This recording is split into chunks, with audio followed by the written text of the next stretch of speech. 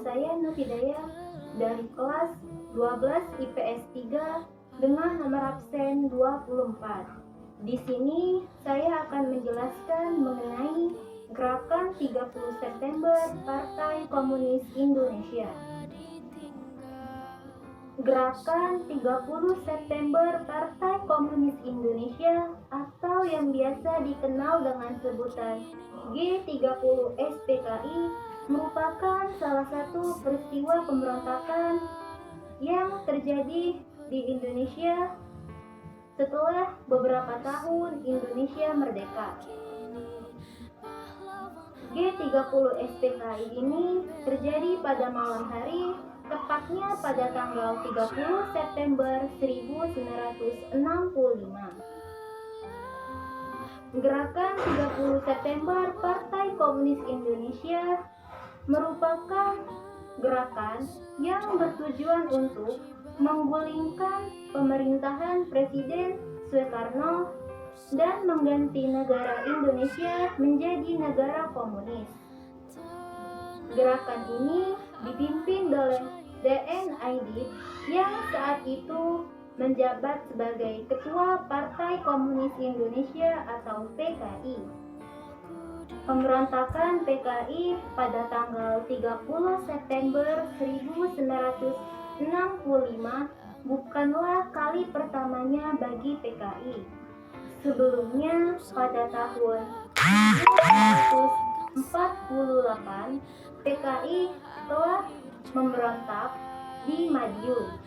Pemberontakan tersebut dipelopori oleh Amir Syarifuddin dan Musso. PKI pada saat itu sedang dalam kondisi yang amat sangat kuat karena didukung langsung oleh Presiden pertama Indonesia Insinyur Soekarno.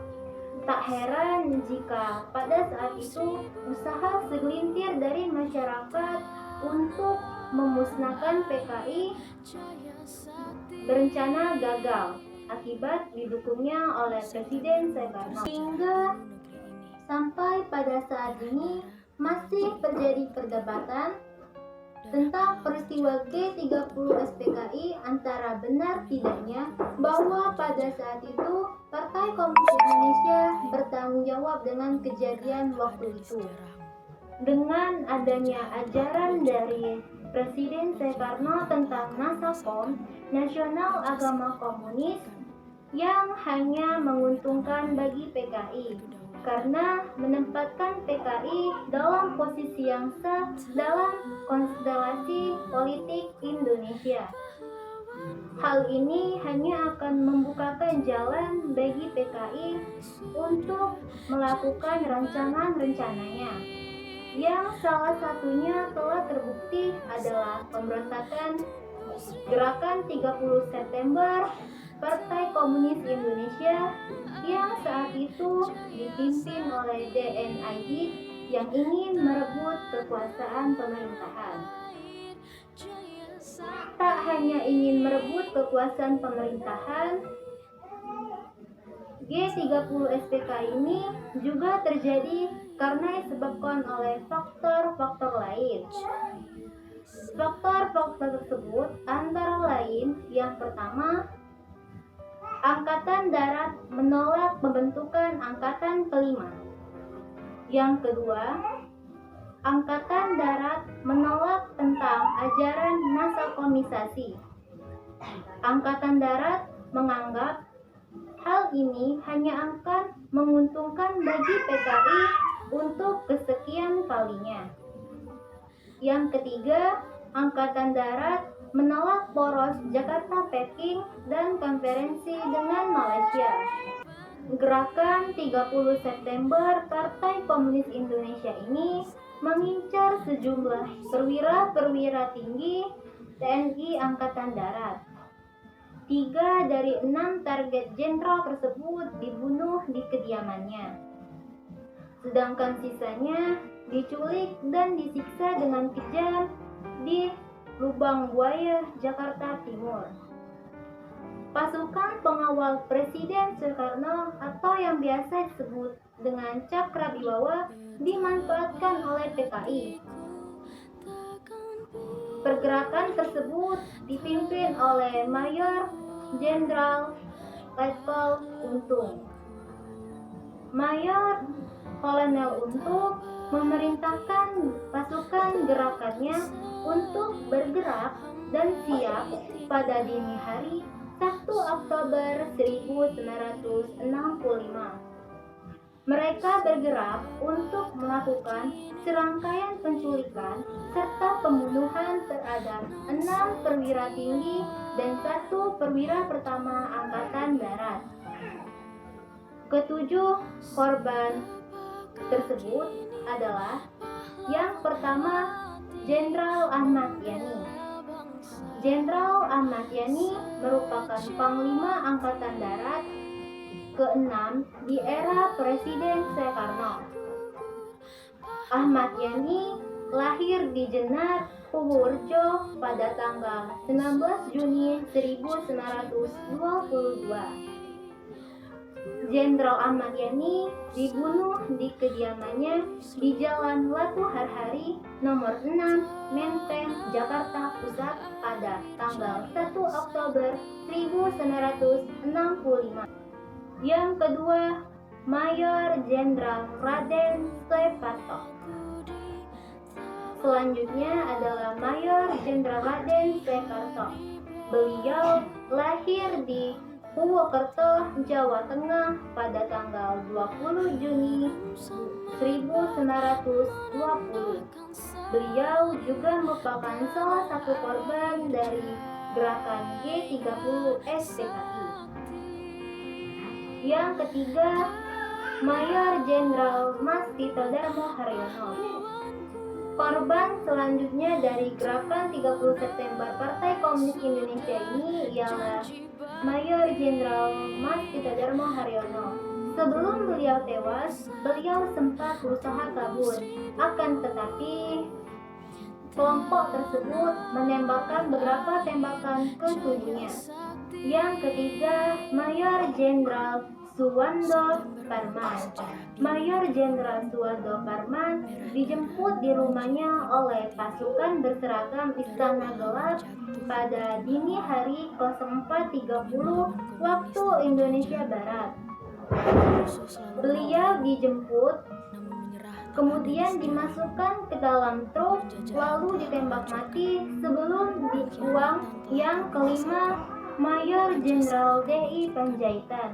Korban selanjutnya dari gerakan 30 September Partai Komunis Indonesia adalah Mayor Jenderal D.I. Panjaitan. Sebelum beliau dijemput dan menyerahkan diri oleh gerombolan PKI, lalu kemudian ditembak mati untuk dibuang bersama korban lainnya di lubang buaya. Keenam, Mayor Jenderal Suyanto Siswomiharjo. Penangkapan Mayor Jenderal Siswanto Siswomiharjo dilakukan dengan alasan adanya panggilan dari Presiden Soekarno. Akan tetapi, beliau dibawa ke markas MKI dan ditembak mati. Dan yang ketujuh adalah Kapten Pierre Teydan. Terakhir, Kapten Pierre Teydan. Beliau menjadi korban salah sasaran oleh PKI karena sasaran utamanya adalah Jenderal Besar TNI Abdul Haris Nasution. Meskipun Kapten Pierre Teydan menjadi korban salah sasaran oleh PKI, anak gadisnya Ade Irma S. Nasution pun ikut menjadi korban. Setelah ditangkap, kemudian ditembak pada 6 Oktober oleh Regu Sergap. Ketujuh korban tersebut dibawa ke lubang buaya Jakarta Timur, kemudian dimasukkan ke dalam sumur tua serta ditimbun dengan sampah dan tanah.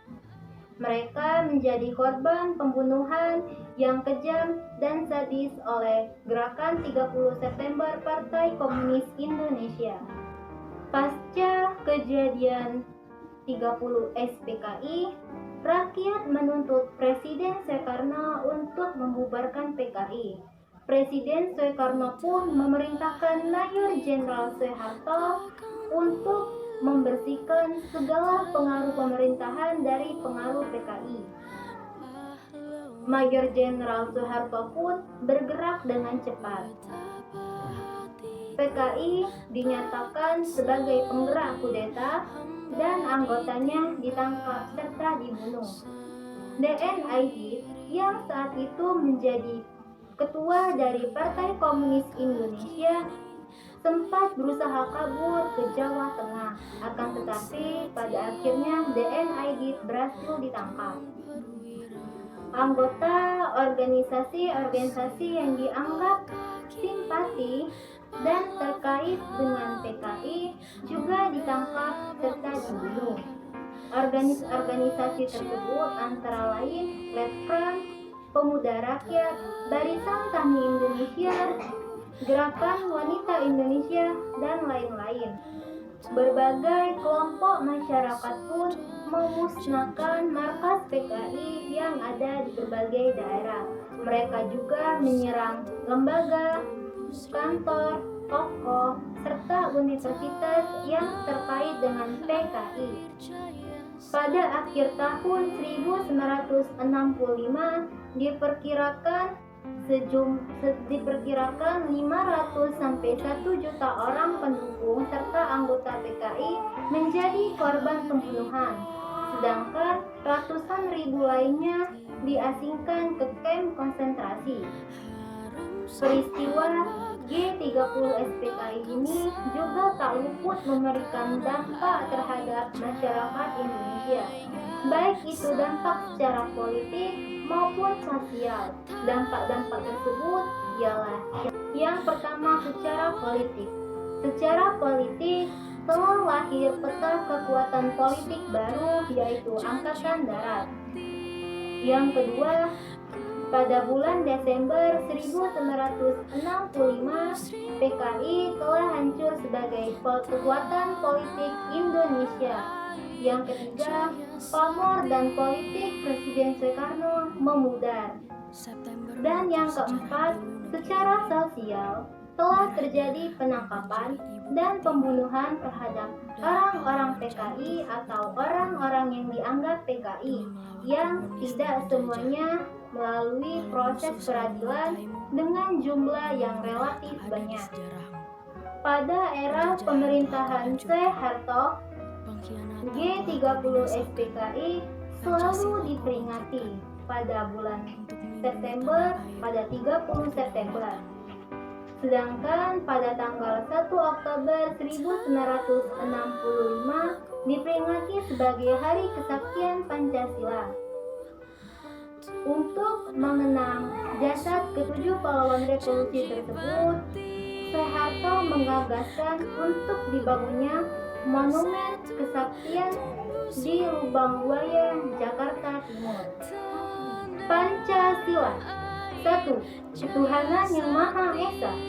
2. Kemanusiaan yang adil dan beradab. 3. Persatuan Indonesia.